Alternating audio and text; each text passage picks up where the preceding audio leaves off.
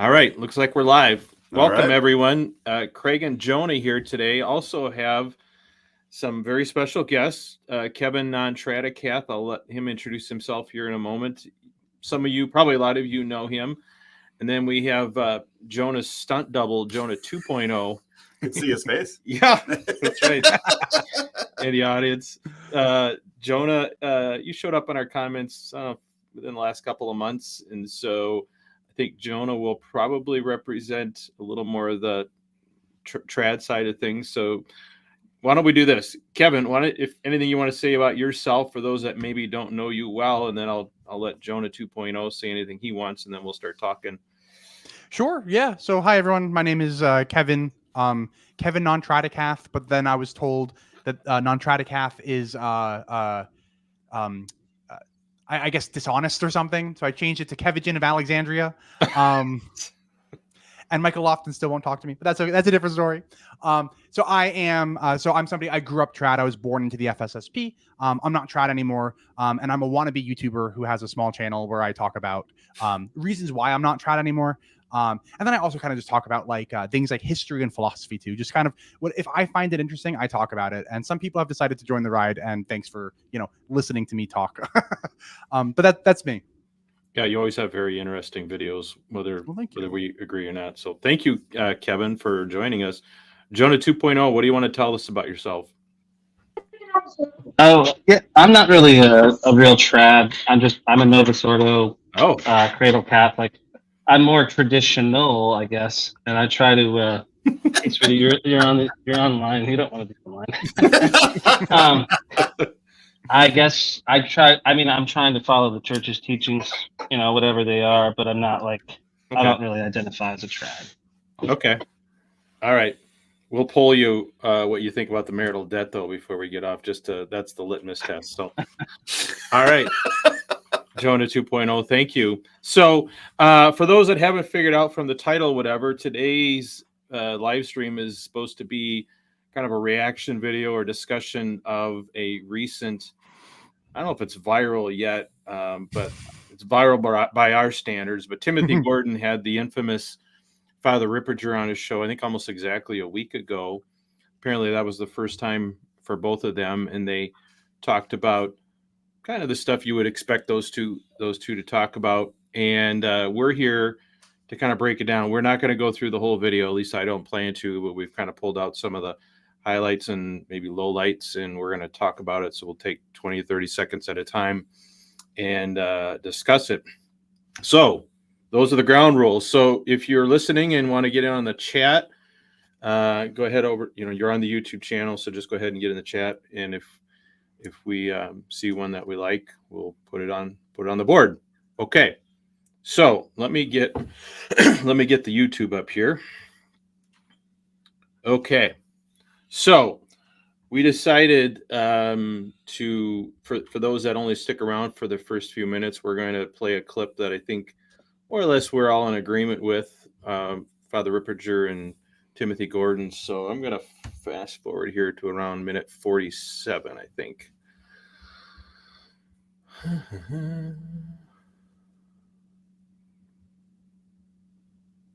right. And that'll be good too. My notations were not exact. Yeah, let's see how close that gets us. The view that your family of origin is kind of your number one, or your kids are your. Are you guys hearing that? I am, yeah. Okay, good. Your number one. Yeah.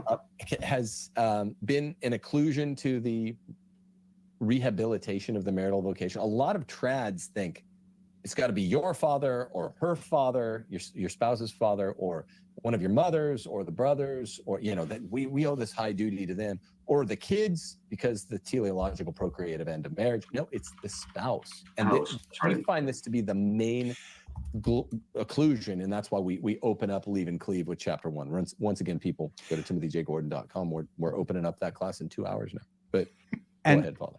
That's about where. So Father Ripperger disagrees with Tim Gordon at that point. Yep. But the point that I wanted to highlight is that pretty much what they're saying is some people think that in life your kids should be like your number one. Or some people think that like you should have some kind of best friend who isn't your spouse, who's your number one.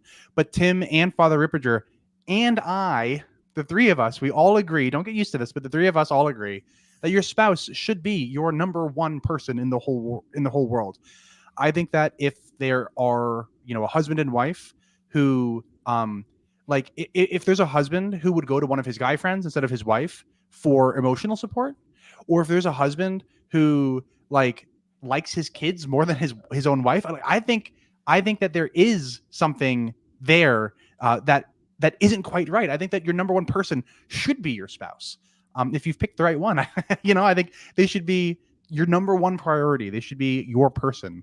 And I just thought it was cool that Tim and Father Ripperger spent a couple minutes at this point talking about how your person really should be your spouse, not your your best bro, not your girlfriend, your spouse.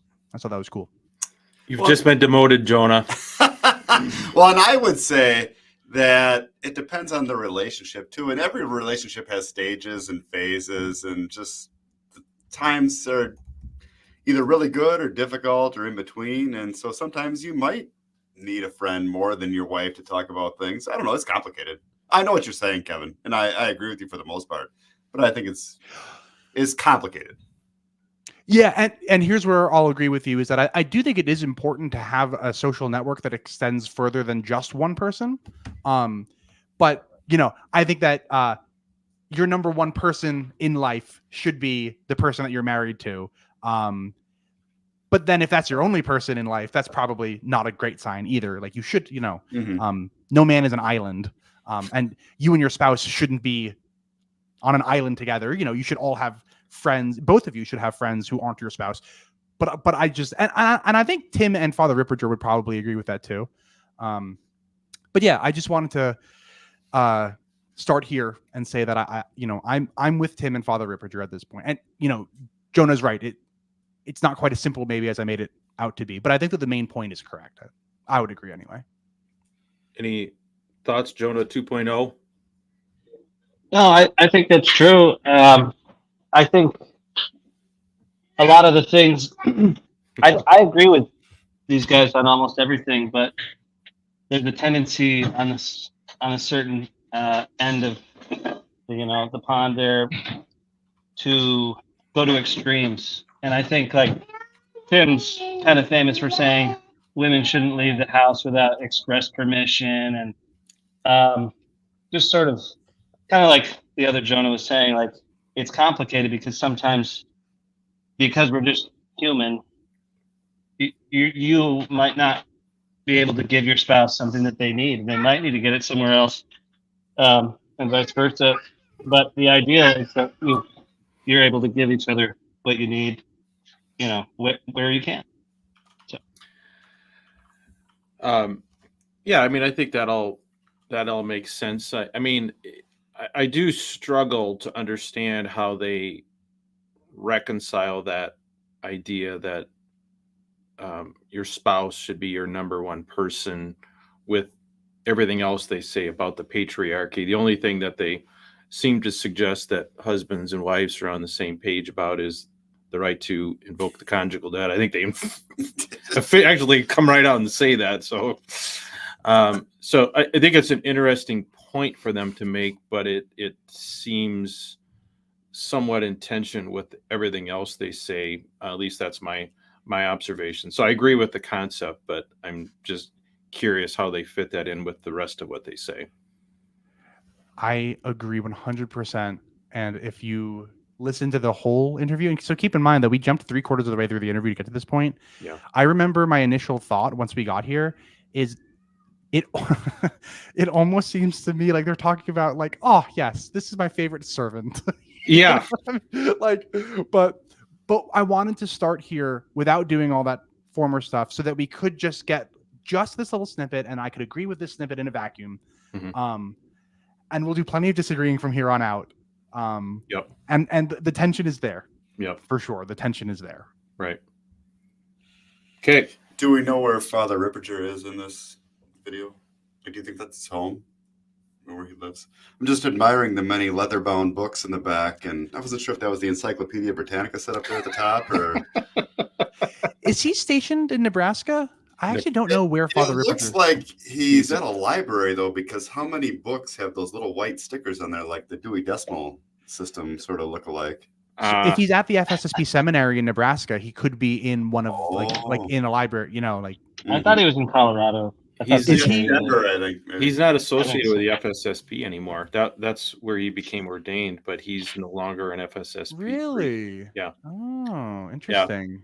Yeah, he's formed. I think I googled him a little bit. He formed his own order, I guess. Oh, for lack really? of a better, I don't have the name in front of me, but he's not with the FSSP. He started somewhere, and then I think he can't. Yeah, it's called the DeLorean Fathers or something. After, like, what do they say?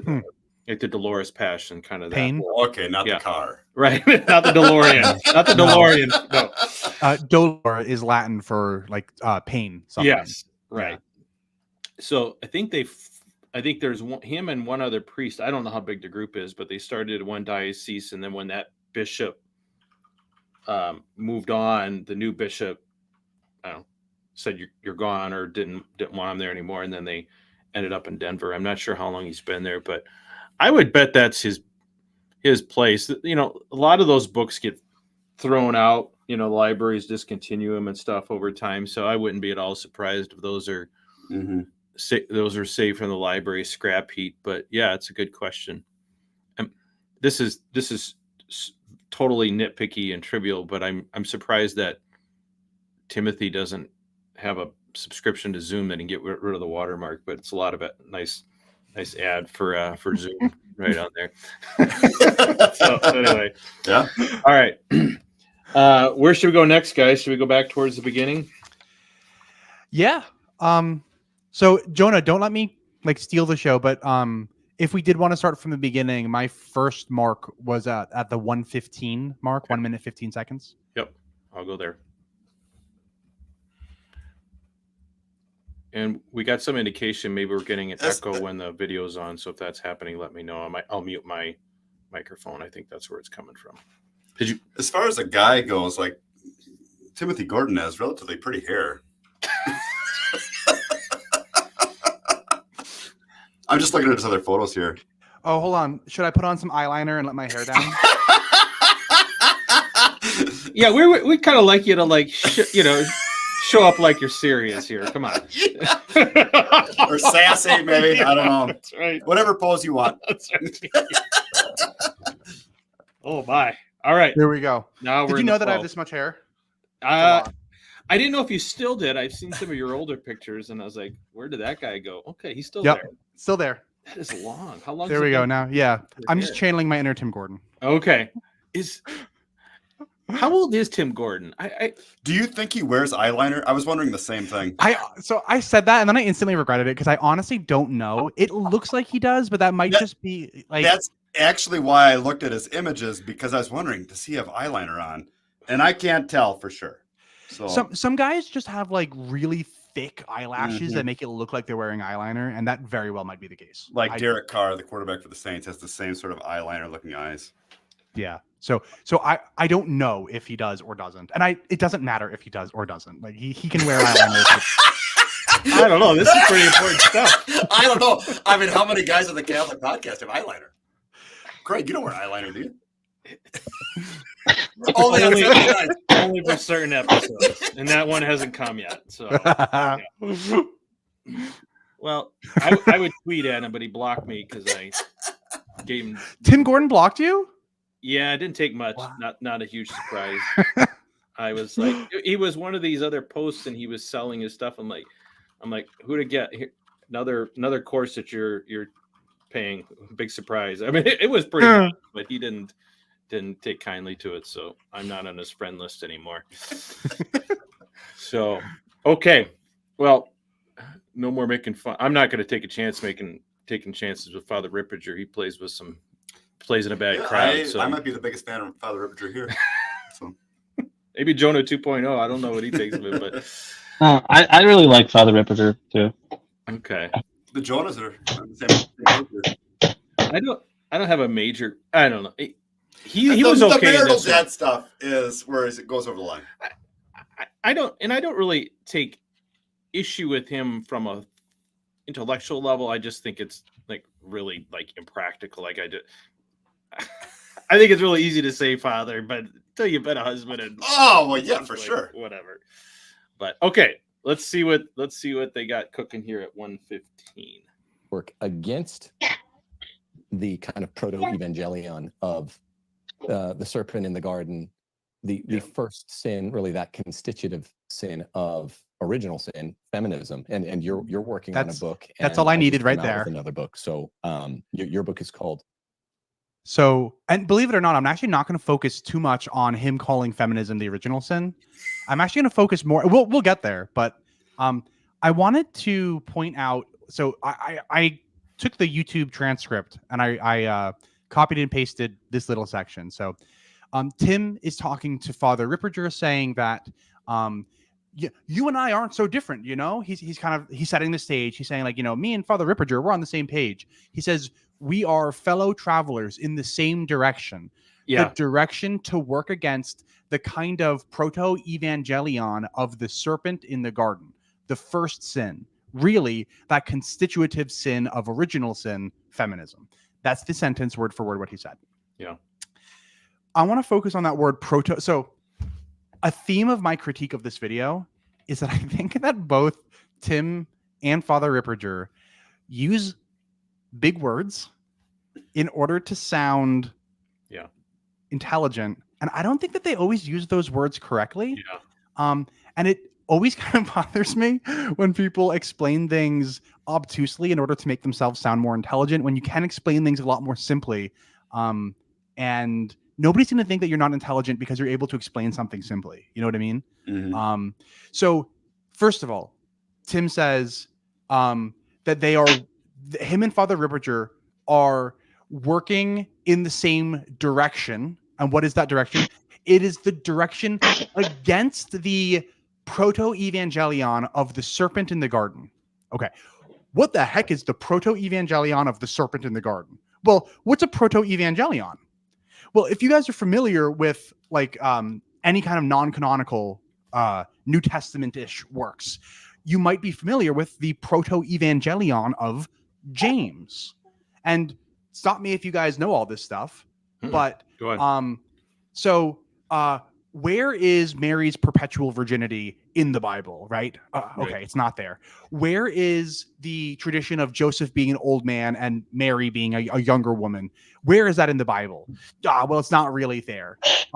What about things like there's a few other things that are early traditions that are not in the Bible, and where did they come from? They come from the proto-evangelion of James. So, by the way, euangelion is just Greek for good news. Like that's where the word gospel comes from. Euangelion, gospel, good news. And proto just means first.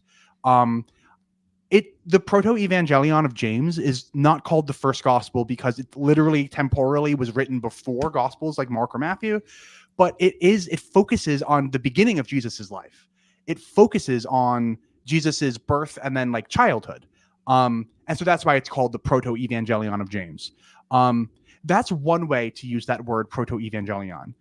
That's how scholars will refer to it because there are other proto-evangelions besides James. But listen to what Tim said. We are fellow travelers in the same direction, the direction to work against the kind of proto-evangelion of the serpent in the garden. There's no evangelion of the serpent in the garden.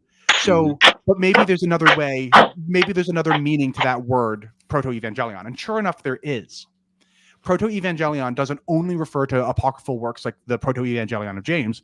It also actually refers to Genesis 3:15.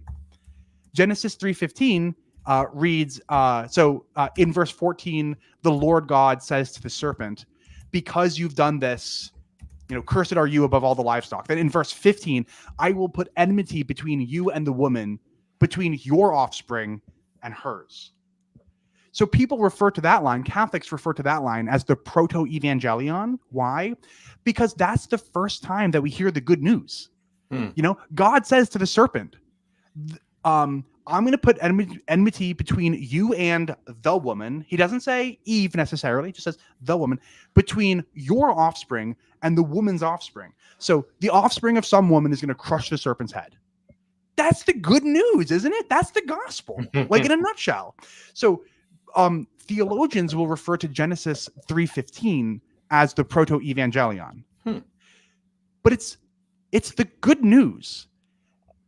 And what Tim said here is we are fellow travelers in the same direction, the direction to work against the kind of proto-evangelion of the serpent in the garden.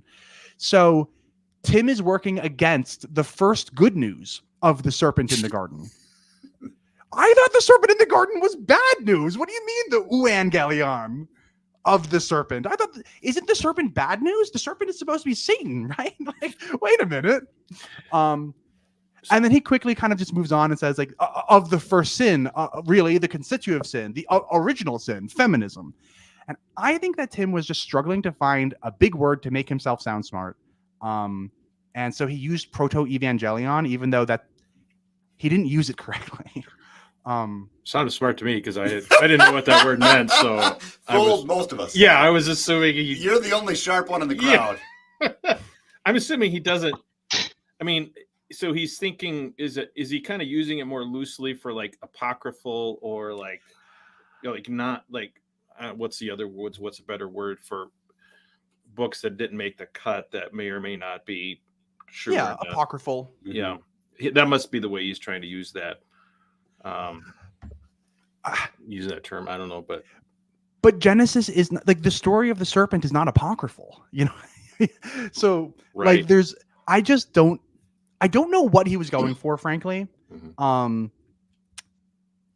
maybe there is some, like, maybe he meant it in some kind of way that is just so far above me that I didn't understand it. That's totally possible. But if that's the case, then, like, dude, like I've read a few books, and if it's going over my head, like, dude, like, you're not explaining it to your audience clearly what you mean, to the point where I suspect that he just picked a big word that he thought was going to make himself sound intelligent, and that's going to be a theme, and an over analysis here. Wait, because. Yeah. The thing that I was getting from this entire stream was it was just an hour and 10 minutes of using big words not in the correct context to try to sound smart. And yeah, that's my 2 cents about the stream. So let me stop talking and maybe ask Jonah what yeah. And so we will get to this whole notion that feminism was the original sin and the curse of even the curse of Adam. I do want to talk about that, but we'll probably talk about it later too. Jonah 2.0, go ahead. Well, that's kind of one of the things I do kind of have problems with Tim and just that whole end of things. They have good points to make, and that's why they have a large following. There are serious problems that have arisen, you know, since the sexual revolution and with feminism, and there's a lot of common sense stuff that can be advice that can be given to people. But I guess in order to have a big show or to kind of be a guru, you have to throw around terms that other people don't know, and you have to kind of overcomplicate it. You know, hey. So, I mean, I would agree. It's kind of like, well, I don't even listen when he throws out a term like that. I don't generally listen. I've gotten a lot of good stuff from Tim and Father Ripperger, but yeah, I think there's a lot of just I don't know, theatrics or something like that. I don't watch a lot of Tim Gordon stuff, so I don't know if this is how he normally is. I get the impression Father Ripperger is kind of a hero of his, so maybe he felt he needed to, you know, play it up a little bit and no, he's generally. I mean, it's pretty standard. Okay. Okay. And I don't know, because I don't watch his other stuff, I don't know how this compares to others, but it felt like an infomercial to me. Like it was, you got 2 hours left to get into our course. Here's my book. You know, I mean, I guess that's his gig. That's how you got blocked. Yeah. Something along those lines. I don't know why that bothers me, but I was like, man, it feels like the money changers in the temple. Like, it's just like you're blending. Talking to the Exorcist, but I'm selling my stuff. Yeah, I thought Tim talked too much. I thought not that I really care to hear more from Father Ripperger, but I felt that Tim occupied more of the conversation than I would have expected by bringing someone on like Father Ripperger, who's like can get on, kind of has this, he can go any show he wants, right? So I was a little surprised at how much Tim dominated the conversation, but again, maybe that's the way he does things. Okay. Anything else, Kevin? So if you guys wanted to talk about how Tim starts off by saying that the original sin was feminism, I'm happy to talk about that.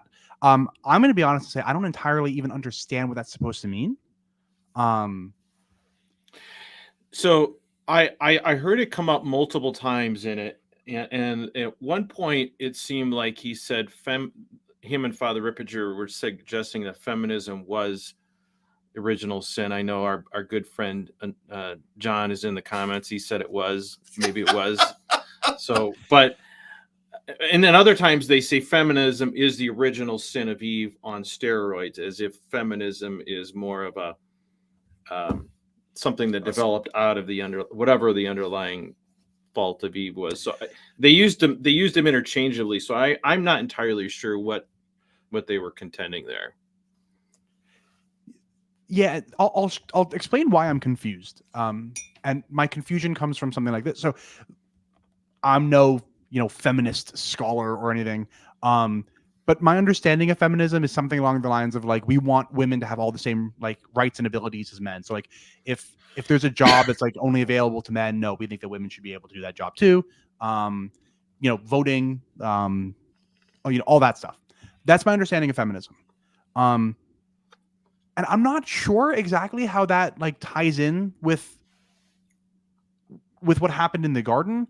My understanding was not that Eve was looking at Adam and was jealous of Adam and was like, I don't have the same rights as Adam, but if I eat this apple, me and Adam are going to be on par with you.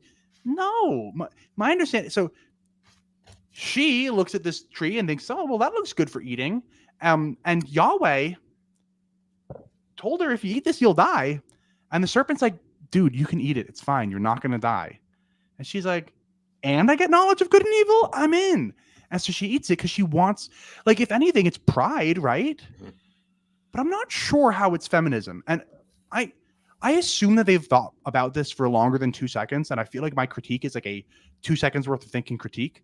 But if our friend Annulment Proof wants to tell me in the sidebar how it is that what happens in Genesis is feminism, I mean, I'm all ears, because like my understanding is so immature that I'm almost positive that I'm misunderstanding what Timothy is saying. I think they kind of get to it at later on. So I'm going to go to 14:20, because here's where he talks more about the curse of Eve and the curse of Adam, because I think this kind of fleshes it out a little bit, because I do have some thoughts on this. So I'm going to go ahead to 14:20 here. All right. Genius in relationship to making the curse of Eve, which is what St. Thomas calls it, the maledictio Eve. But it's one of those things where even the curse of Eve, where she's got this desire to control and these tendencies in relationship to certain things, on the side of the guys is this capitulation of their authority, which now becomes that Adam did, and now it becomes a problem among men. And so men, in addition to the women now basically making it so that you can't talk about it, the guys are just, because of the curse of Adam, they're too quick to capitulate even the fighting for their own authority at this stage.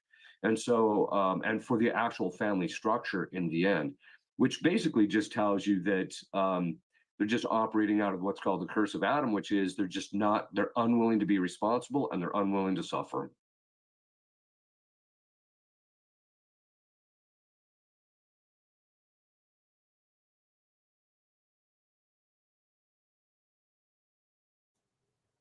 I don't know if anybody was trying to talk, but everybody's been on mute.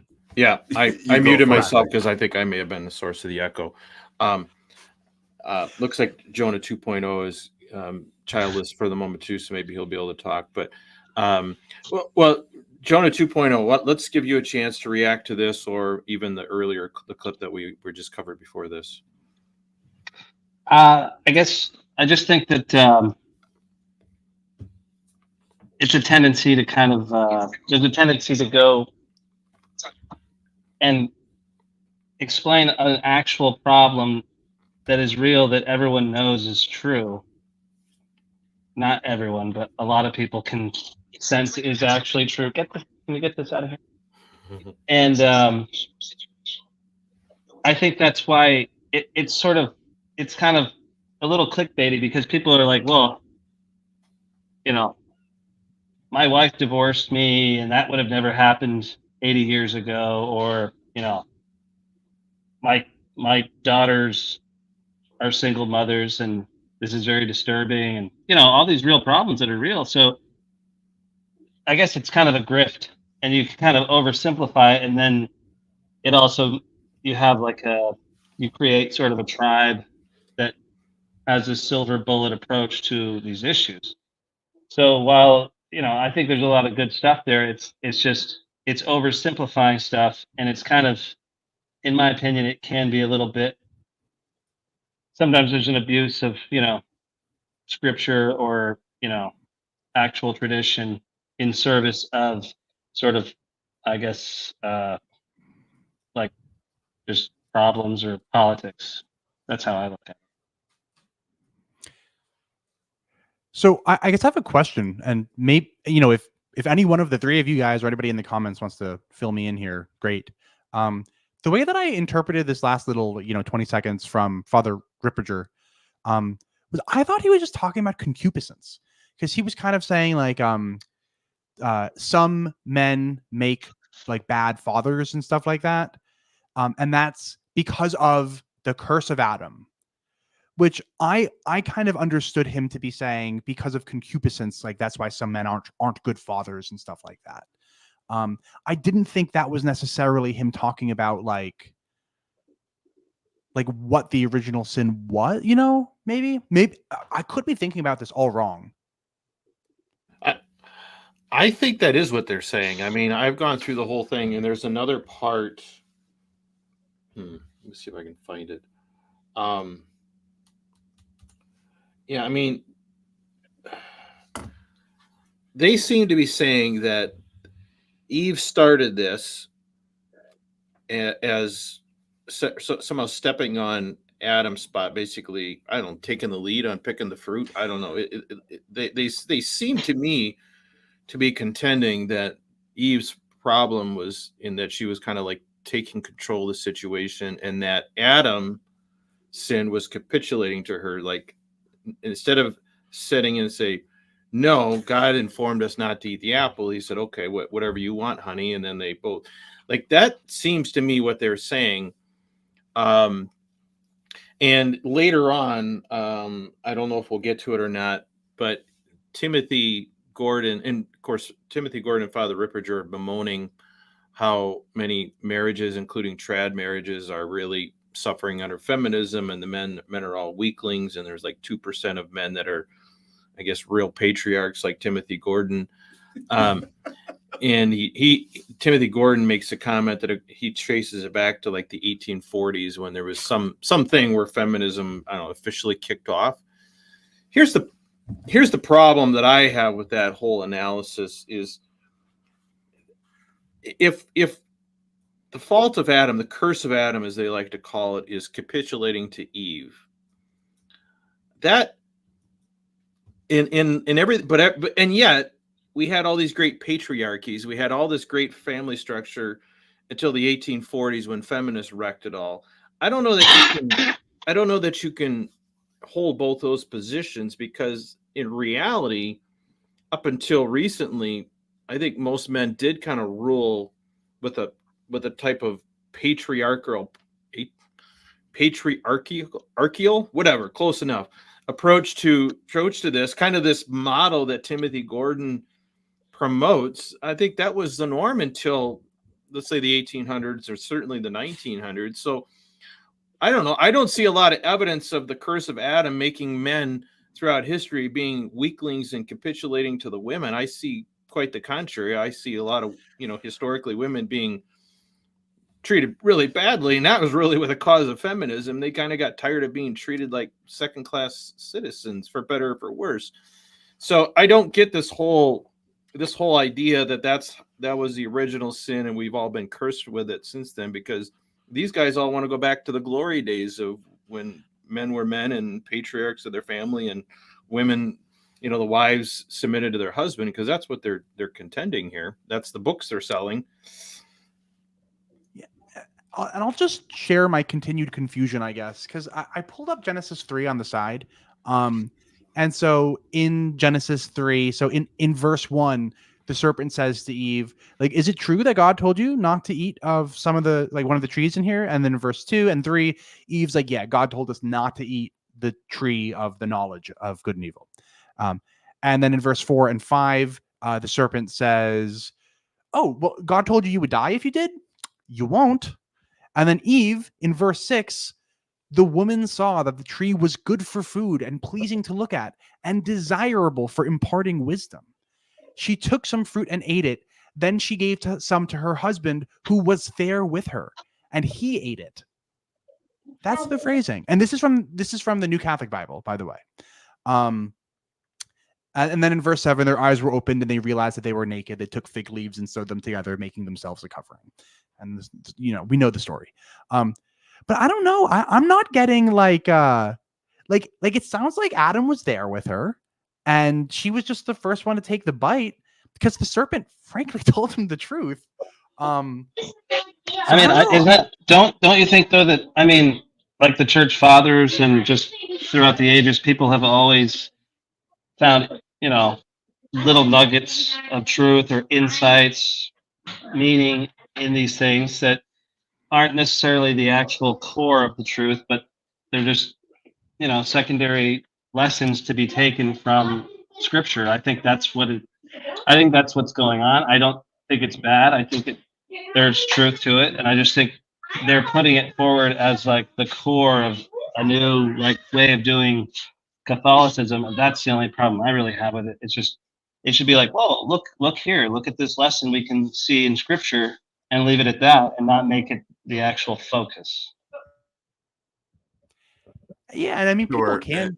Oh, go ahead. Sorry. I'm sorry. It's not like Adam stood up to her and said, "No, don't eat that." He was just kind of standing there. He could have been not paying attention. Yeah. And then it's not really his fault. You could say it's disobedience toward God, but I don't know how much it was really taking away from Adam's authority in that case. Well, he let her. He did what his wife or his helpmate wanted to do instead of what God told him to do. So it is, it's a real. Yeah, he gave in to it through his wife. So whatever that means, I don't think it should be. We should read too much into it, but there is something there. But I see it more as, I think this is sort of what Kevin is saying, is what happened in the garden seems much more Adam and Eve violating their duties to God or the instructions that God gave them, not Adam saying, hey, I want to have peaches for supper, and she says, no, Adam, we're going to have apples, and they had apples. I mean, that's right. That's a better example of what I think Timothy Gordon and Father Ripperger are contending here. But let's be real. Like, why are they making these contentions? I don't think it's coincidental. I mean, how many times did Timothy Gordon try to sell his book on patriarchy in this thing? I mean, they are trying to connect and connect their view, their interpretation of original sin to what especially Timothy Gordon is selling and promoting here. And look at how many times do they say, even among trad households, where they say 80%, 90% of them are in their mind affected by feminism. Well, his whole audience is trad. So what does that mean? 80 or 90% of you guys need to buy my book. Now, I'm not saying that Timothy is simply I'm not questioning his motives overall, but I see a picture forming here, and it's hard not to see that. Well, this is how he makes a living, so I get it, and that to me, that is one of the real challenges of Catholic content creators, people that make a living selling stuff. I mean, that's why we're the real deal. Yeah. Yeah. We purposely keep ourselves bad enough that we're not tempted by ad revenue and stuff like that. But there's a expression that goes something like, "You'd be shocked what you can convince yourself of when your income depends on it." And it doesn't only apply to Catholic apologists, right? It also applies to people who work. So, full disclosure, I work in the pharmaceutical industry. I am convinced that what I do is more good than bad. Mhm. However, I like to think that I'm self-aware enough to know that my income depends on it, right? So, I mean, I'm not exactly impartial here. And the same thing could be said about people who work in an oil refinery or people, anything. But I think it's a valid point. It may not even be as malicious as he's knowingly peddling stuff he doesn't actually believe. I mean, I think it starts to shape your worldview, and it starts to impact how you look at life and how you look at things that, let's say, that are perhaps contrary to that. And so I think it's a really I think it's something that can really happen, and you're really not being aware of it. And when you become really big and popular, and now your income depends upon it, I personally, I would be concerned about my ability to maintain that level of intellectual purity, while at the same time, what I say or don't say has an impact on my bottom line. I think I don't know that most of us, maybe any of us, perhaps Father Ripperger included, can really be that perfectly, consistent in what we say, irrespective of the the financial consequences. I don't know. Maybe I'm wrong. I don't know what kind of money. I think people can have integrity. I think people. It's easy to be,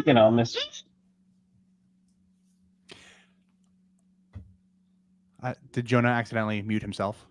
Sorry about that. I think they have integrity. I think Father Ripperger certainly. I think he lives a pretty simple life, and I don't think he's. I think they both believe what they're saying. I just, yeah, I'm sure that when you look at how many videos you get, how many views you get on a video, it influences what the next video you make is going to be. So we'll see how you guys do with that. And I'll also add that when I said you'd be surprised what you can convince yourself of when your income depends on it, I literally do mean convince. Mm-hmm. I don't mean you'd be surprised what you can say that you believe, but you're actually lying. No. That is not what I mean. I mean convince. We all like to think that we are logic machines, that we're all Spock from Star Trek, Star Trek, but we're not, right? We're human beings, and we are ghosts piloting these weird fleshy machines, and these fleshy machines don't always work perfectly. So sometimes you literally believe something, you literally convince yourself something for bad reasons. It happens to everybody all the time. Yeah, but I do mean convince. So I wasn't trying to ascribe bad, like bad faith. I meant convince when I said convince. Yeah, I think that's a good point. And I that's what I'm trying to convey. Maybe I'm doing it poorly, but it's we're it's very hard to be very self-aware. It just that takes an incredible level of skill that a lot of us, I suspect, don't have, and we don't know what we don't know, and most of us do not surround ourselves with people that tell us when we're wrong. We tend to surround ourselves with people that agree with us mm-hmm. and validate us and keep their mouths shut when they disagree with us. That's human nature, and that's tribalism. And so that's my only fear or concern that I have with the way they're presenting this is I really worry that could seep into this and could impact people. But I don't know. I don't follow his audio, his content enough to know. And Midnight Philosopher said that he agrees that Father Rip is a true believer in his own message. And look, I do the exact same thing. So I am such a firm believer in the modern pharmaceutical industry that I myself have been a subject in clinical trials. I have been injected with experimental vaccines. That's how much I trust the pharmaceutical environment. So I think that I'm a true believer in the American pharmaceutical industry. I think I am. Father Ripperger is such a true believer in Catholicism, right, in his message, that he literally became a priest about it. You know what I mean? I don't think that he's insincere, I wouldn't take any more injections. Listen. I'm doing good, man. So not to, don't let this sway your opinion about vaccines. But the vaccine clinical trial that I actually just finished was for diseases that don't affect adults, but they do kill fetuses. So there are a whole slew of diseases that don't hurt born human beings, but they do kill unborn babies. And so if we can vaccinate the adult population, we can save unborn babies. And you have to get somebody has to get an experimental vaccine if we're going to save these unborn babies. And if no adults were going to sign up for an experimental vaccine in order to save these innocent babies, I'm weirdly still mostly pro-life, which is unusual for people in my shoes. But somebody has to sign up for these experimental vaccines, or else they'll never get approved because we don't know if they're going to freaking kill people, But the pharmaceutical industry tests them on animals and stuff like that first. So you're not going in literally blind. But the whole point is that if we want to save unborn babies, then adults need to sign up for experimental vaccines. And if I'm going to work in the industry, I should probably sign up myself. So I did. Well, all I can say is I won't be enjoying any of the ad revenue from all the Pfizer and Moderna ads that'll be running on this video eventually. I think that those are good points, Kevin. Thank you for your service. My pleasure, I guess. So I wanted to talk. So they took both of them. Neither of them are fans of this. Well, of let's say Humanae Vitae and the this quote unquote mutual submission. They refer to it as a lie of mutual submission. So I'm gonna move to that one and get your guys' reactions to that. I guess 2120. Let me see if that's right. And I identify what we see as the primary problem precluding the restoration of true Christian patriarchy as the problem being the lie of mutual submission. Yeah. And I would say, I don't want to give away this genius scene in the movie, What a Woman Is, but I'm giving a big clue now.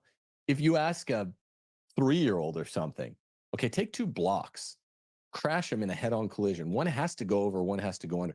Can you make them both go under? That's what would be mutual submission. It is a spatial canard, people. It cannot happen that both people go under. So isn't this truly mutual?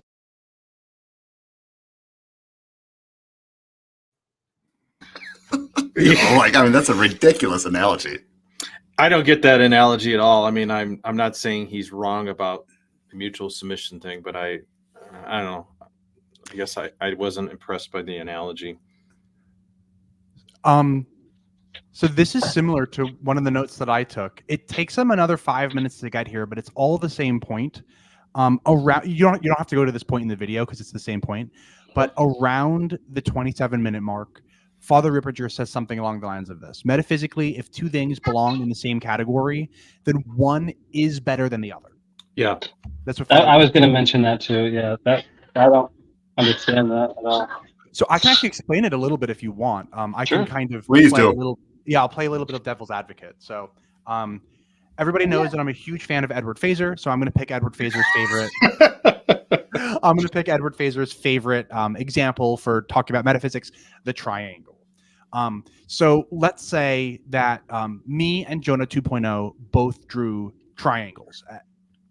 Let's just say we both drew a triangle. Theoretically, one of our triangles is going to be better than the other person's triangle. What does that mean? Well, to answer that question, we need to know about the essence of what it is to be a triangle. So one of the essences of being a triangle is having perfectly straight sides. Maybe one of my sides is like a little bit slanted, like it kind of curves a little bit, and maybe Jonah's are like really darn good. They're not going to be perfect because no triangle is perfect, right? Only the ideal triangle in the Platonic realm is perfect. But Jonah's triangle is going to be, let's just say it has straighter lines than mine. Okay, boom, easy. Jonah's triangle is a better triangle than my triangle. That's what Timothy Gordon was trying to say with, they both can't go over each other. One has to go over and one has to go under. And then Father Ripperger, in like 5 minutes from this point, makes that same point, but he just kind of states it in kind of like a Thomistic kind of way where, and this is true according to Thomism, where if two things belong in the same category, if they have the same essence, then one of them is better than the other. Like one of the concreta is better than the other concreta because one concreta better adheres to the abstracta, the essence of that thing, than the other concreta. So, the one triangle is closer to the ideal triangle than the other triangle, then, the former triangle is going to be better than the latter. That's what that means. And that's based on the fact that, especially with humans where we're fallen, let's say, like none of us, we're all imperfect. Some of us are just more imperfect than others, or some of us are less imperfect, even though we're both humans. Is that essentially what they're saying? Yes. And I think that what they're saying is that men and women both belong to the same essence of like, human or like person or, pick your word.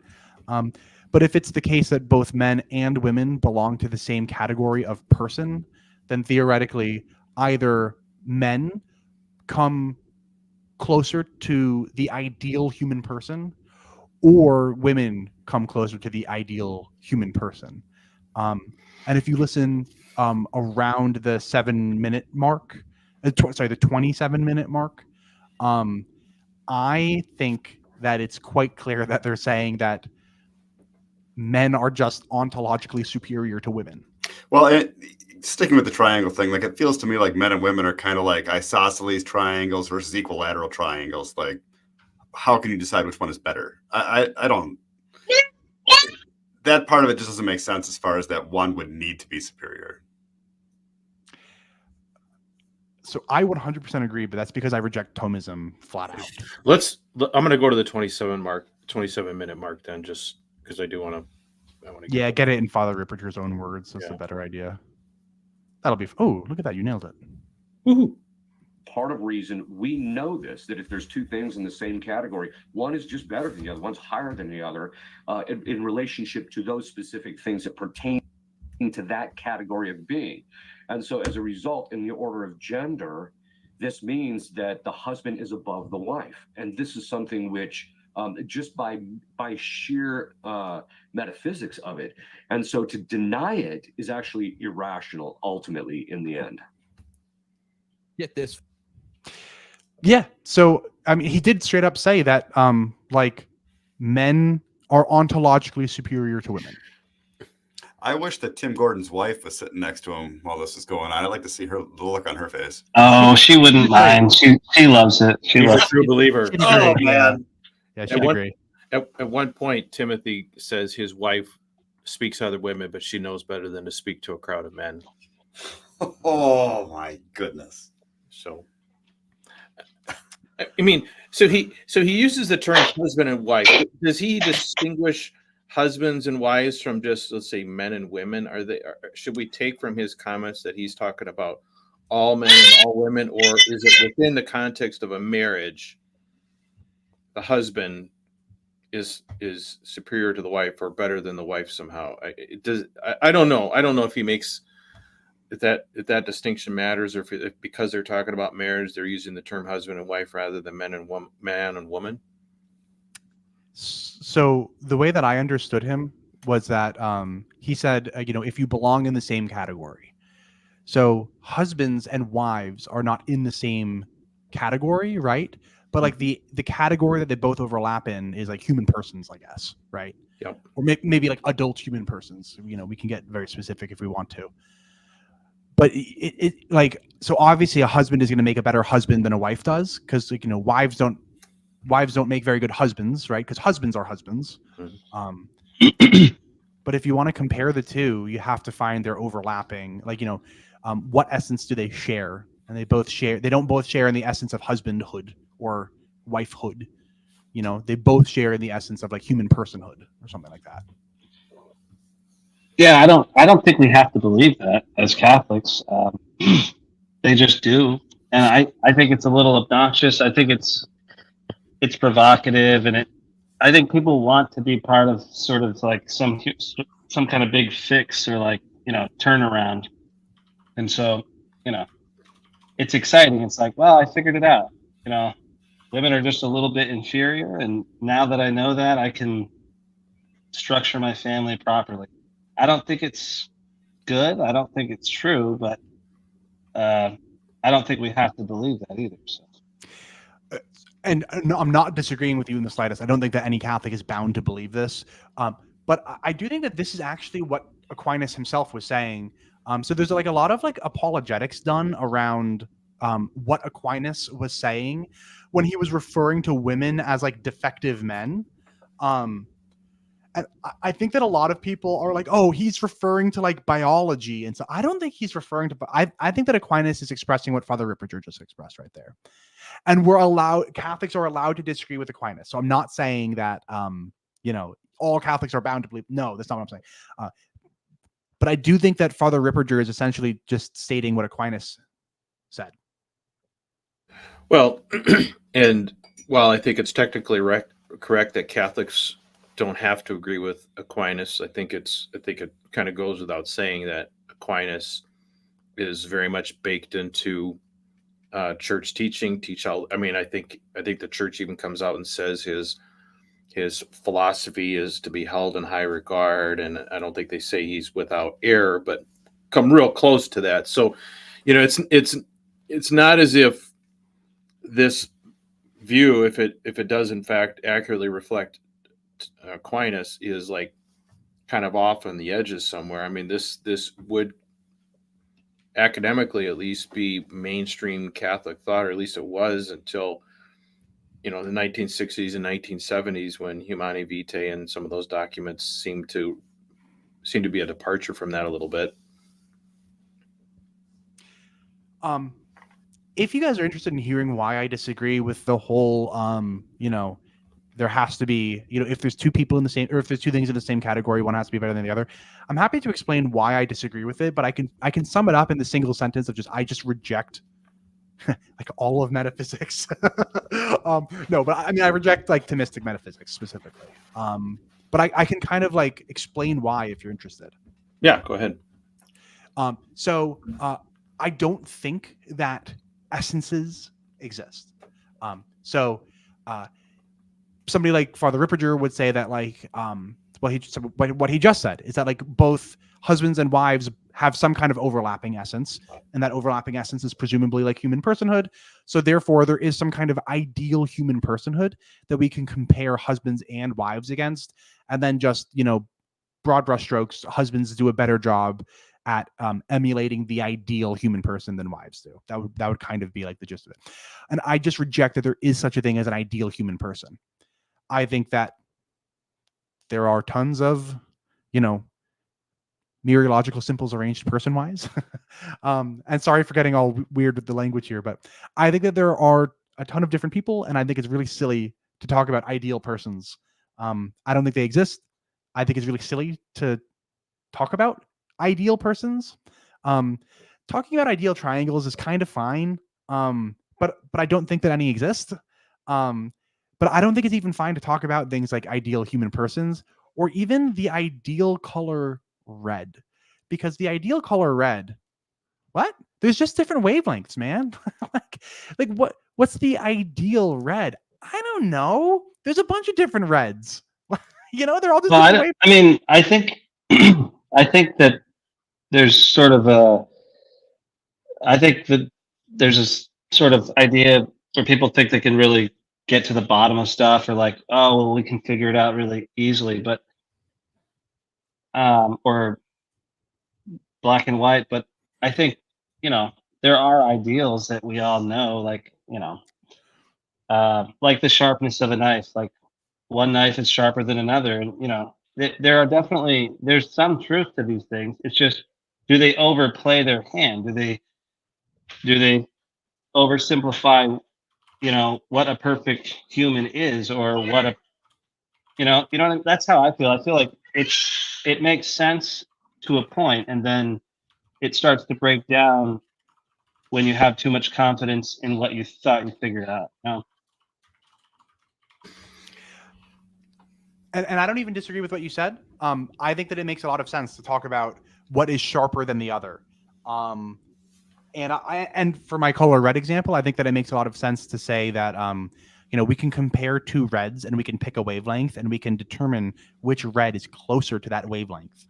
And that's all well and good, but that's a far cry from talking about the ideal red or even the ideal knife. Like, yeah, I think that's a weird example, because that is literally a spectrum. I mean, I guess sharpness could be a spectrum, but there are definitely, like, red is red. I don't know, a sledgehammer is not sharp, but a dull knife is somewhat sharp. So, I mean, red, I don't think that's the best example, but I kind of agree with you, I guess. But I also think that, I kind of also disagree. I'm not as well trained in these things, but. And don't let me fool you. I'm not well trained in them either. I've just read a couple of books by Phaser and a couple, Oderberg, and so don't let me fool you. I don't actually know what I'm talking about. I'm just some kid with a camera. Well, one thing that this reminds me of, and I don't know if it's the other half of the coin or not, but when I get into discussions with, I guess especially traditionalists tend to be the ones most interested in this, and we start talking about, well, what did the original sin actually do to us? What are the impacts on us? What is concupiscence? What, in what way were our natural inclination? And actually, they talk about this later on, or some play in the video, how our natural inclinations are disordered as a result of original sin. But there's this assumption, I think, that we know what Adam and Eve's life actually was, what the pre-fall version of Adam and Eve was, and I've heard stories that somehow it was, I don't know, passed on from Adam and Eve throughout the centuries to the early church fathers. I've heard that explanation.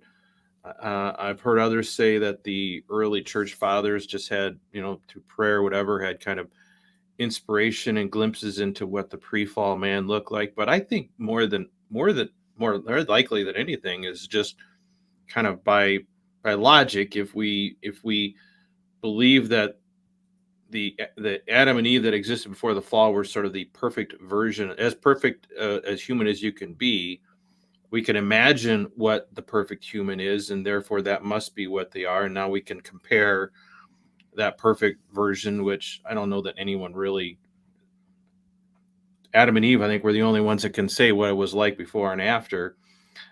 So sometimes I feel like when we talk about the effects of original sin and how things are disordered now, I think we're making some assumptions about what we actually look like and how perfect we were, how our inclinations and our natures actually work before the fall. And I don't know that it matters at all, but I think it can be important, because we spend a lot of time bemoaning our fallen natures and trying to fight them all the time. And sometimes I wonder how much of this is the effect of original sin, how much of this is just being human. I don't know. So,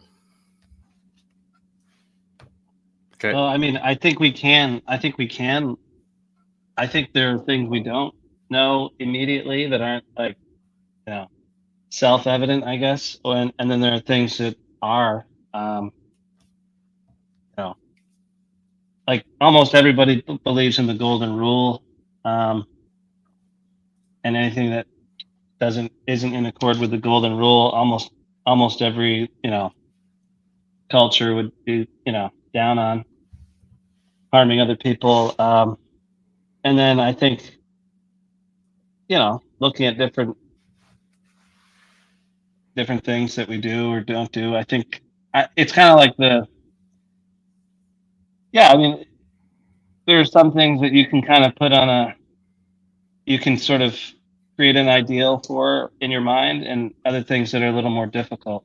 So, and I think the trads tend to overplay what they, I think they think you can put everything into a box that everyone can understand if they think hard enough. But I'm not so sure, but maybe I'm just not as smart as some.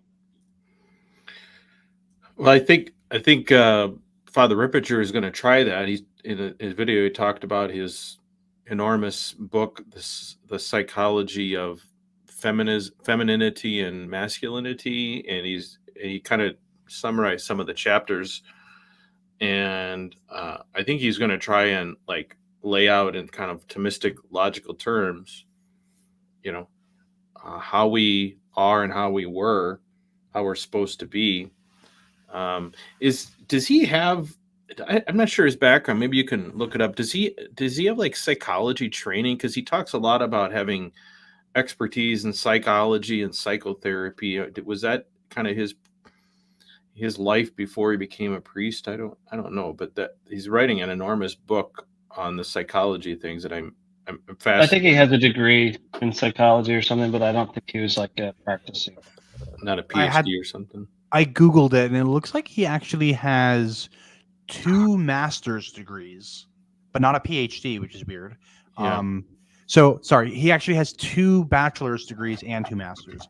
So he has a bachelor's in theology and a bachelor's of philosophy from the University of San Francisco, and he has 2 master's degrees, one in philosophy from the Center for Thomistic Studies of the University of St. Thomas in Houston, Texas, and the other in theology from Holy Apostles College and Seminary in Connecticut. So he has a bachelor's and a master's in theology and philosophy, but nothing in psychology, I guess. I don't either, so I'm not saying that as like a. I don't have a single master's degree, much less 2. So. Okay, that's interesting, because I thought maybe he actually had some formal education in psychology, but it sounds like he doesn't. So,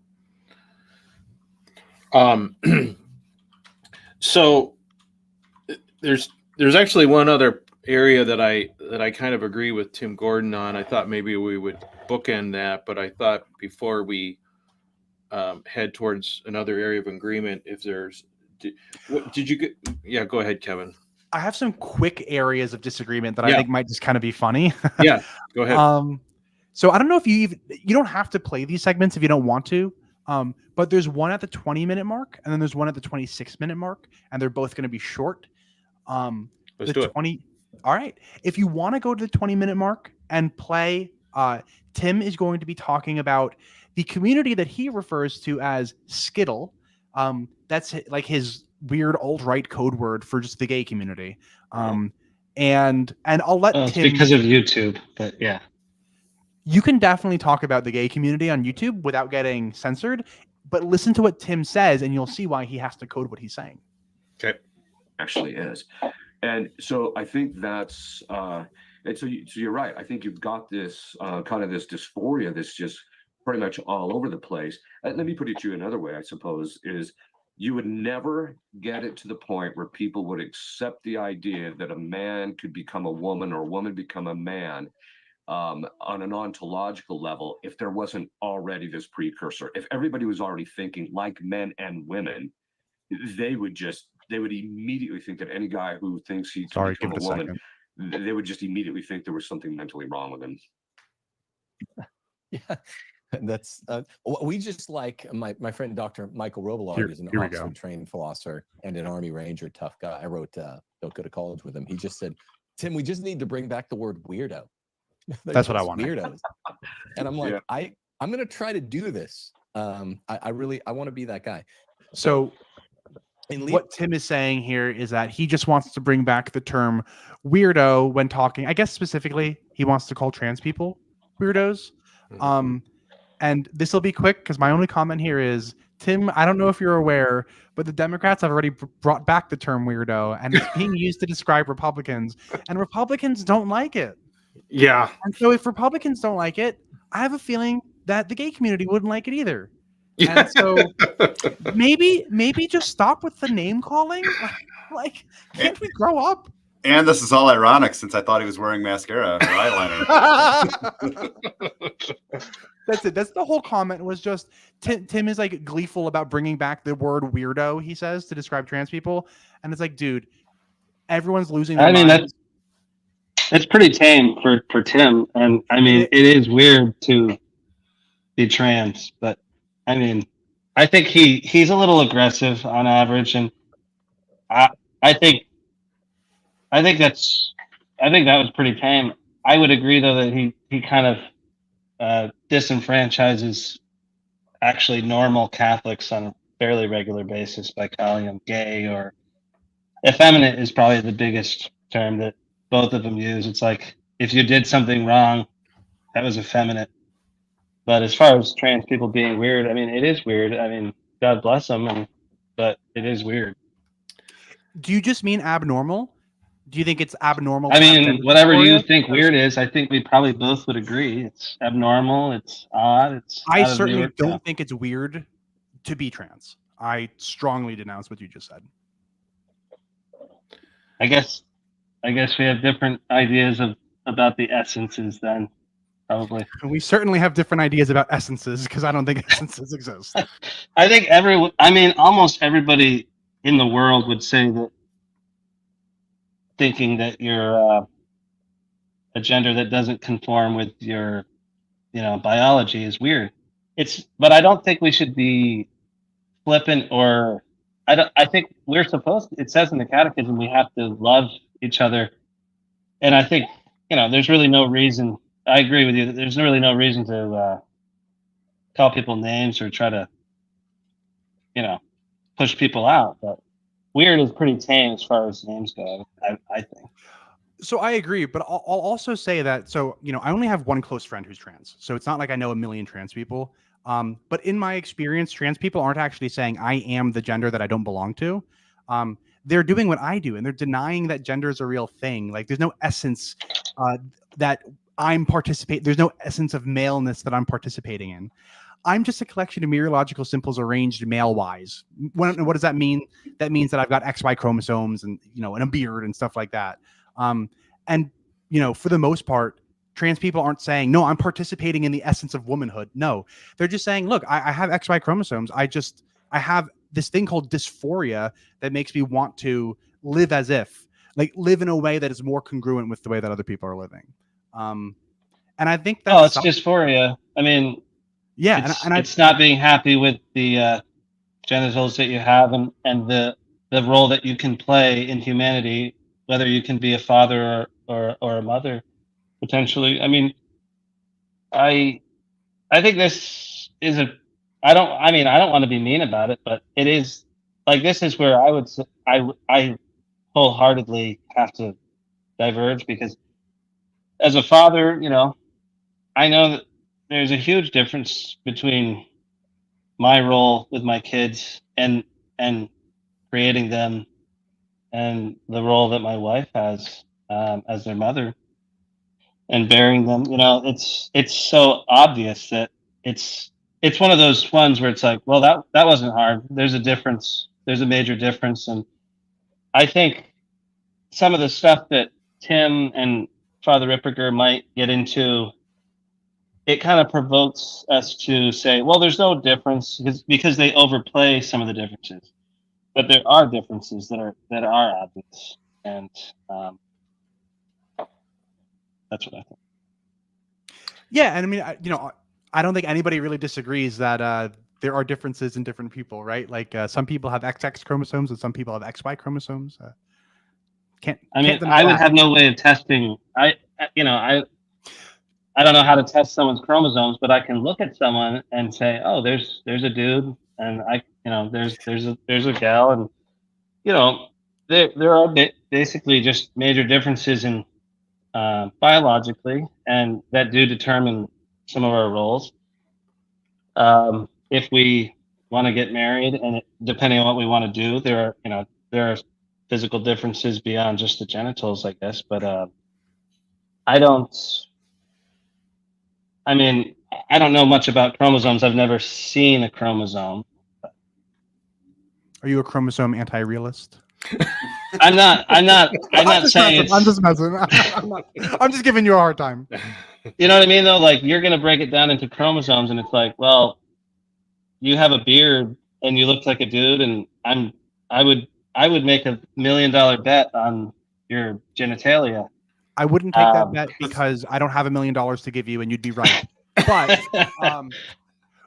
yeah, and for the record, I don't think that your gender is determined by your chromosomes. I also don't think it's determined by anything else because I don't actually think it exists.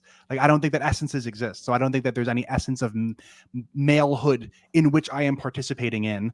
I think that the molecules that make up my body are arranged in such a way that I have XY chromosomes, I have a beard. I won't use the word to describe the organs that men have that women don't have. I'll try to keep this mostly rated PG. But that's how my body is organized. And that's, cool. I don't think anybody's disagreeing. I think that where people do disagree on is whether or not there is this essence of masculinity in which I am participating to some degree. I just deny that such an essence exists. That's all. This is a weird thing to bet on, Barbarian.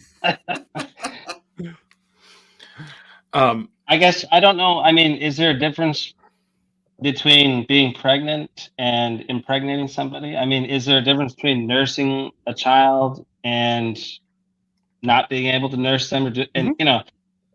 There are such clear differences. I'm not big on getting into the philosophical, like, oh, well, the essence of, but I mean, there are obviously men and women, and, I guess if there are different categories, there's probably some sort of different essence on some level, but I don't know. I mean, I guess I don't quite understand what your problem is with, like, saying that transgenderism is weird. It just seems it's a denial of something obvious, so it is kind of So I guess my problem with it is I think that it's like a tactic that I think people have used to bully people for a very long time. And it obviously is bullying people because, like, the Republicans, by and large, are throwing hissy fits about being called weird. So, I mean, they don't like it. So I think that people, by and large, don't like being called weird. I don't like being called fat or lazy, but I have to try not to be those things if I'm going to complain about it. Sure. Well, I also don't think that there's anything wrong with being weird. Like, I'm very weird. But I think that people say it in an attempt to bully people. And that's my major concern with it. I don't think that people are saying it out of charity. I don't think that people are like, oh, if I call this person weird, I'm only doing it to let them know how special they are. No, I don't. People are doing it to bully people.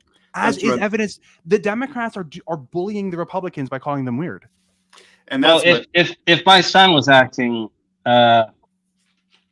weird, I would tell him because I care about him, and it's weird is pretty tame, and I think having sort of social stigmas it is helpful for people. Like,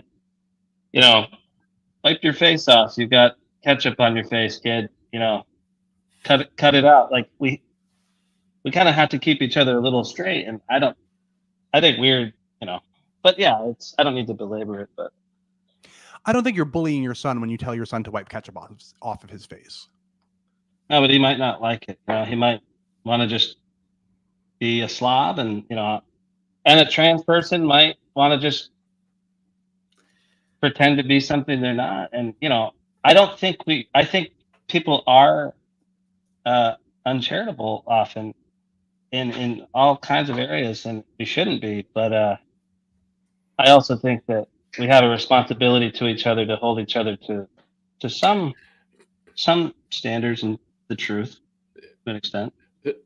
The difficulty, I think, and what the commonality here. Actually, I want to play a clip from Father Ripperger where he talks. He's talking more about, I think, gay people than trans people, but because the trads, Timothy Gordon, etc., more or less assume that this is disordered and that people have a choice in it, it's fair game to call them names and stuff because they're only remaining trans or they're only remaining gay because they refuse to be who they're supposed to be. When I don't, I mean, that's the question, right? I mean, do people have a say in this? And I want to. And I'm pretty sure that Jesus wouldn't have called him a name. Yeah. I mean, I have a hard time believing that. Yeah.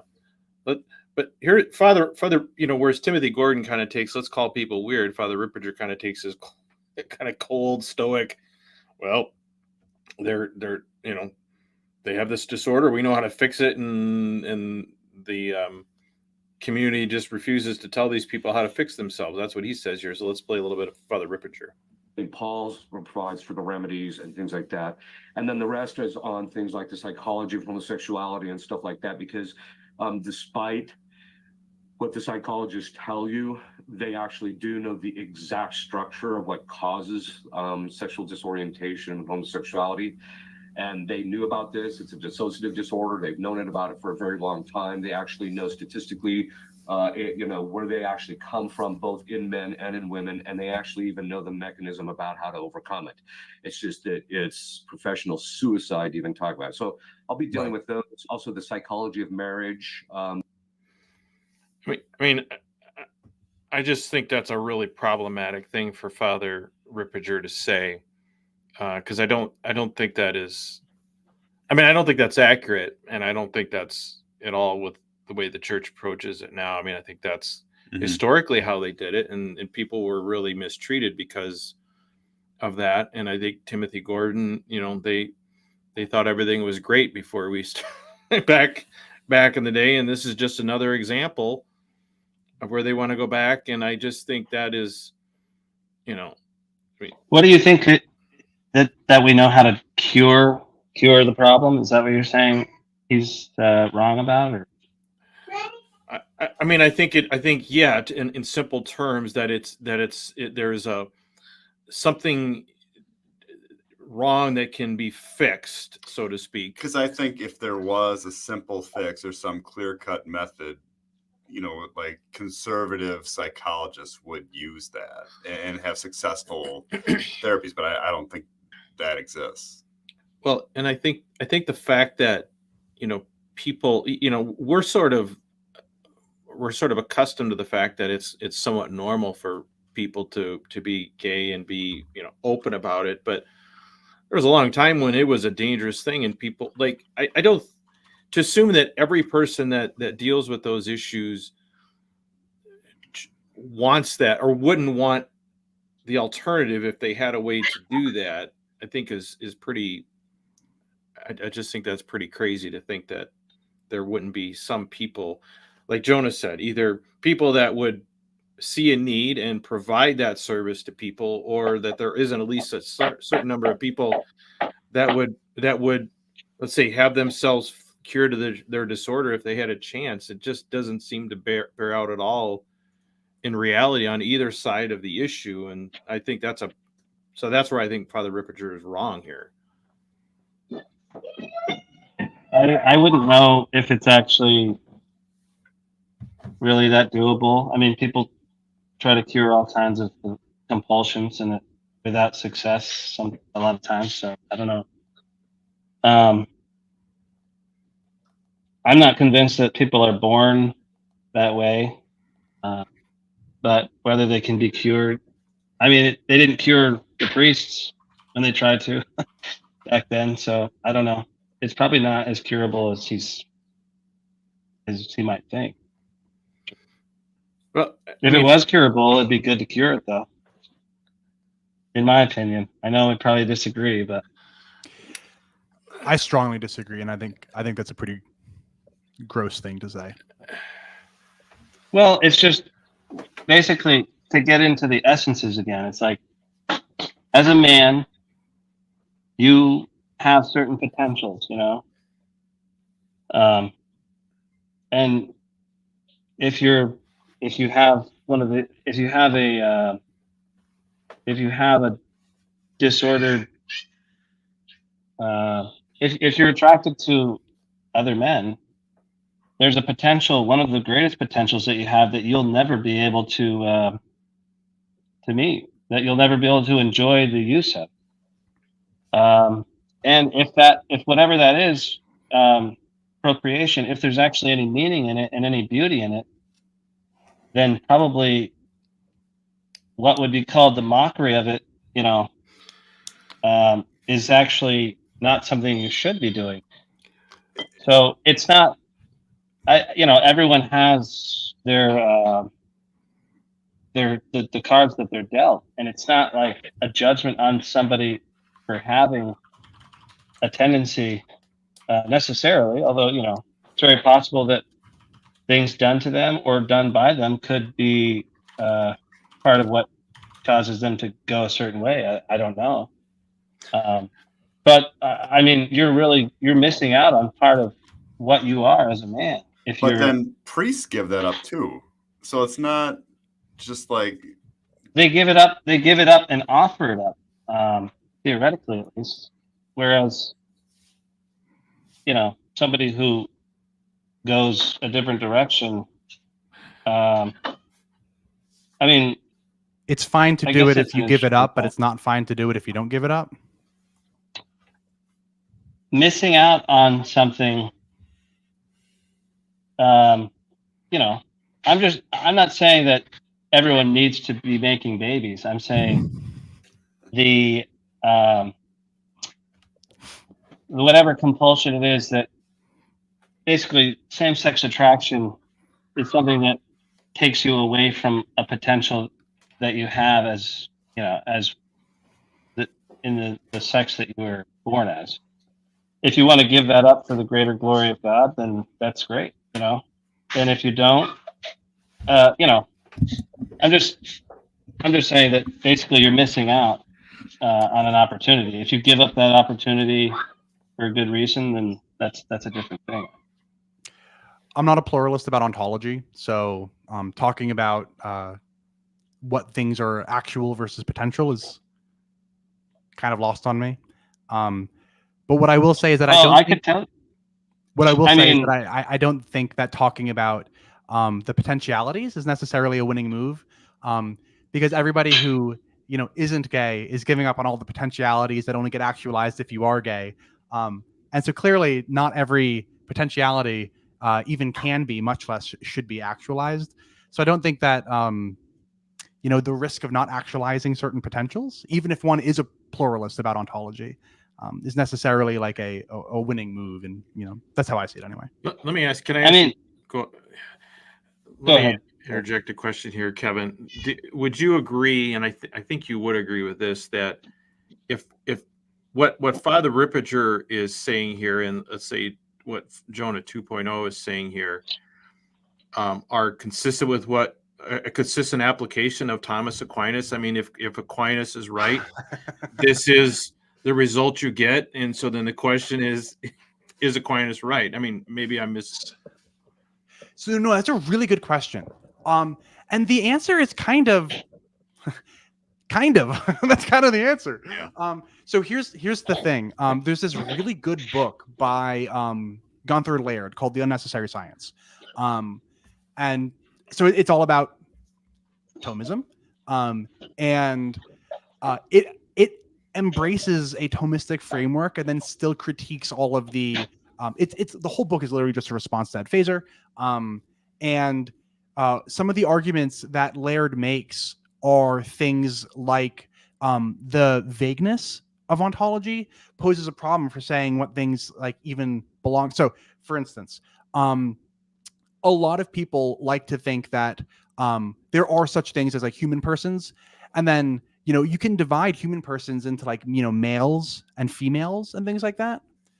But then they refuse to divide males into like straight males and gay males, and they'll say things like all males have to be straight, and gay males are just defective straight males. But they don't say that about, well, some people do, but most people won't say that about like all, like, all humans are male. It's just females are defective males. Aquinas did say that. But then like, why couldn't we say that like, all, dogs, cats, and humans are all mammals.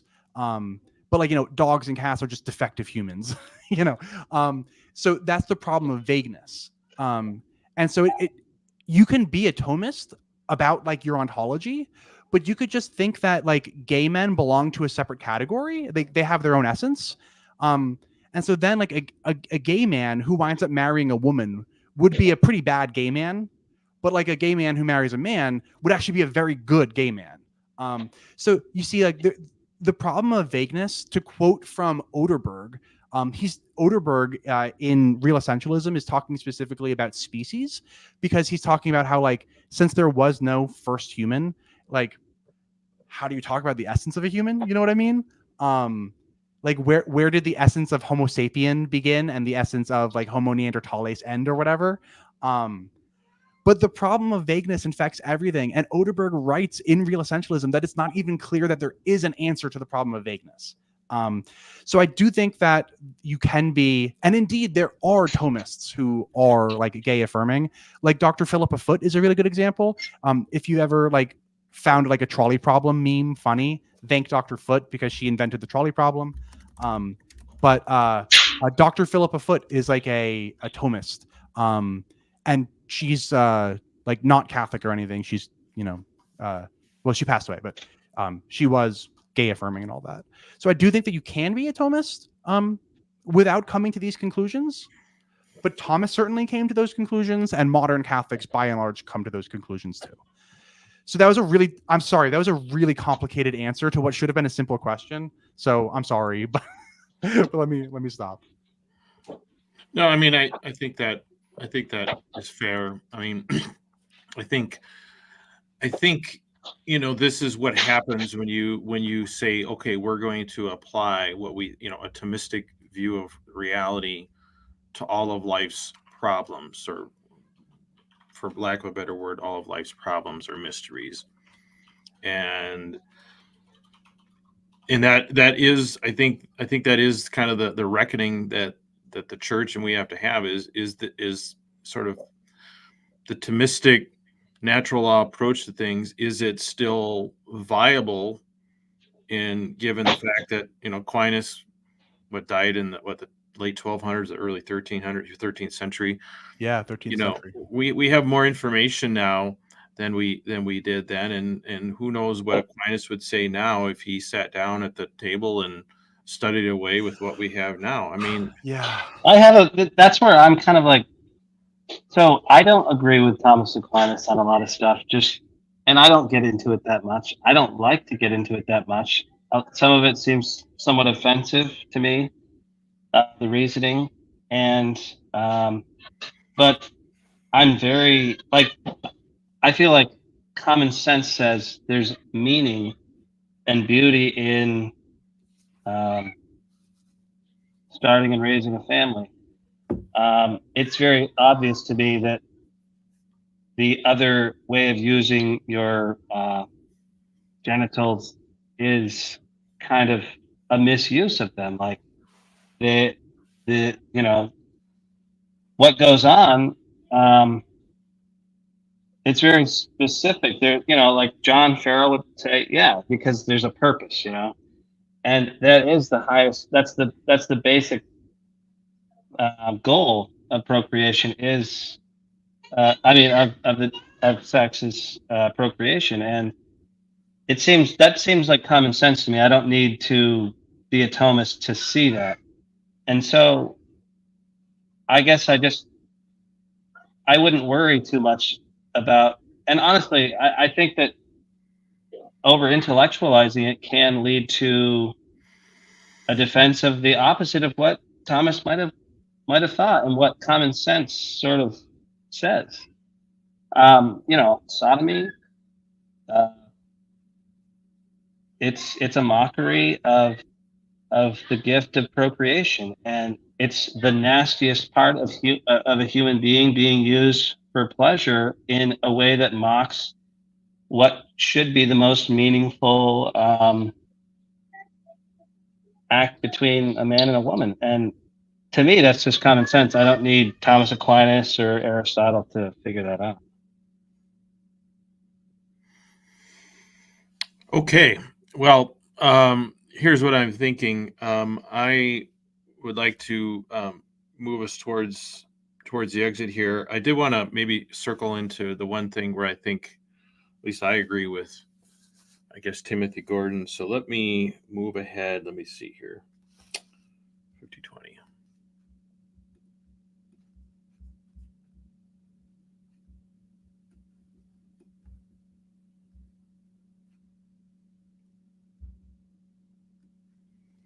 I'm going to 50-20 or thereabouts. Intimacy. I mean, I once heard a nutritionist say, like, there are only two problems with diet.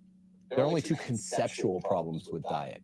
There's toxicity, just eating bad stuff, and there's depletion, not eating enough good stuff. And this nutritionist said that 10 times the bigger problem than toxicity is depletion. Because if you eat the stuff that you need, that your body needs, it guards against the toxicity. This is how marriages are too, people. That's kind of the fundamental principle. I don't use that analogy in this book. It drives pretty much all our analysis in Leave and Cleave. It's like, look, stuff's going to happen. You're going to be caught off your guard. Like Mike Tyson says, you know, everyone's got a plan until they get punched in the mouth. So God designed human nature and nature itself teleologically so that we can be caught off our guard every once in a while and still recover. We're resilient. Marriage is no less. If you're one flesh and it's really strong, you'll be more resilient than you were on your own before you met your excellent spouse. But with these unnatural feminist matriarchal households that you and I are bemoaning, Father, what happens is there's just depletion is 10 times a bigger problem than toxicity. There just isn't enough bonding, and that's what we talk about. You know, having plenty of illicit sex and plenty of fun as adults. Everyone said about J.R.R. Tolkien and his wife. I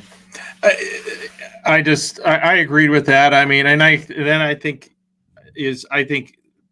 to me that's probably one of Timothy Gordon's least traditional sides of things, because I think that's in stark contrast to kind of how, you know, sex and intimacy was looked at for most of our history. But I agree with him there. I think at least that's kind of the motivation of our show, at least, is we want to do everything we can to foster a good and frequent intimacy within marriages. And I think that's right. I mean, I think that's one of the things that we talk about a lot is, you know, marriage is hard. Raising a family is hard. And intimacy between the husband and wife is so valuable to them being able to perform under the duress of life and when those things come up. So anyway, I wanted to end by saying I agree with Timothy Gordon, but I still have to pick on him a little bit. It seems in tension with all the other stuff that they talk about and more the traditionalist approach to these things. So anyway, just want to get that out there. If I'm going to add some closing thoughts, it's that I was really hoping that Tim Gordon was going to extol the virtues of calories in, calories out, because that is the only diet advice that actually matters. This comes from somebody whose entire life has existed in a 70-pound range. For the past decade, I've been gaining and losing the same 70 pounds over and over and over. And I promise you, at the end of the day, it's all calories in, calories out. No, don't worry about this toxicity stuff. On a more serious note, though, I do think it's actually cool to hear Timothy Gordon talk positively about sex. Mm-hmm. Even though he's only talking about a very specific kind, you know, like he's definitely not sex positive in the way that, you know, it would in the secular sense of the word. But I'll take my wins where I can get them. Right. That's my closing thought. Jonah 2.0. What do you want me to say, Craig? if you had it, I think you. I Kind of hope I agree didn't with that offend too. anybody. I on the gay stuff, I just, I'm a Catholic, and that's what I believe, and I think it makes sense. But it's not. I know gay people, including Catholic gay people, and just like a lot of the other issues with the Catholic sexual ethics, it's a burden to live up to some of the expectations that have been placed on us. Way more for gays, but there you have it. Yeah, I think I would close with simply saying that the sexual morality issues and the relationship of the church with, let's say, our gay brothers and sisters and transgenders and others is a difficult place for the church to be in light of her history and in light of what we believe or have historically believed, and that I don't think that problem is going to go away easily. I think it is a great challenge for the church in the 2021 2024, because the church is becoming more and more in the minority, for sure, on these things. And I don't know. I'm glad I'm not the one that's having to make the decisions. I see some of the real world impacts within marriage, not so much in some of these other areas. But it is a conundrum for the church, and so Timothy Gordon and Father Ripperger, I guess they're trying to deal with these issues in their way, and we're, I guess, more or less trying to approach the problem from our perspective. And so anyway, well, what do you think, Craig? About what's your stance on Catholic teachings for homosexuals? I mean, I'm not going to talk about that right now. I think it's complicated. I think it's very difficult, and I don't think that Father Ripperger's sort of cold mathematical approach to it is the right one. I think it's complicated, and that's all I can say. That's all I can say about it. So I know that's not very satisfying. Pressure. You see, pressure of having the channels getting you, isn't it? Well, the pressure of being here for hour and 40 minutes and wanting to go home and have supper with my wife is more of the influence. And let me stick up for all three of you guys. So the Jonah, that's the plural of Jonah, and Craig. It's easy for me to kind of say whatever's on my mind, because I don't represent any kind of cohesive group of ideas. I can change my mind on something tomorrow, and I'm not disobeying the official position of Kevology or anything like that. But you guys are part of like a bigger. You guys are one piece in a big puzzle. While I'm just kind of like a piece that has no puzzle, I guess. So you can kind of put my puzzle piece wherever you want, and it doesn't matter because I don't have a bigger puzzle. But your position does matter because you're part of a bigger puzzle, and that makes it harder for you guys. Not harder necessarily, but it makes it do you know what I'm trying to say? You guys have it. I have it easy. I'm playing this game on easy mode, and you guys have to play it on hard mode, kind of. And that's not like, I'm not trying to say anything negative about the church here. I'm just trying to say that it's easy for me to say whatever I want to say, and it's not, you guys don't have that same benefit that I do. So yeah, I'm just trying to recognize your guys' courage for speaking your minds.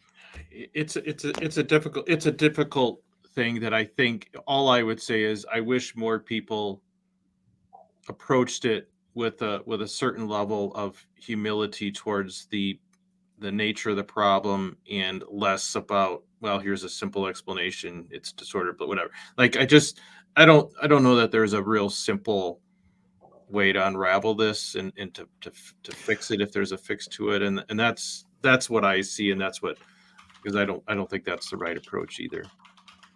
So, and to consecrated soul, yes, unabashedly so. Okay, that's all. All right. Okay, well, guys, I really appreciate this. It was nice to get a different, mixture of flavors here. Jonah actually had to leave a couple minutes ago, so he didn't. That's the reason he's not talking right now. But this was fun. I appreciate all the people in the comments. This was kind of a fun topic. Really want to give credit to Jonah 2.0 for showing up.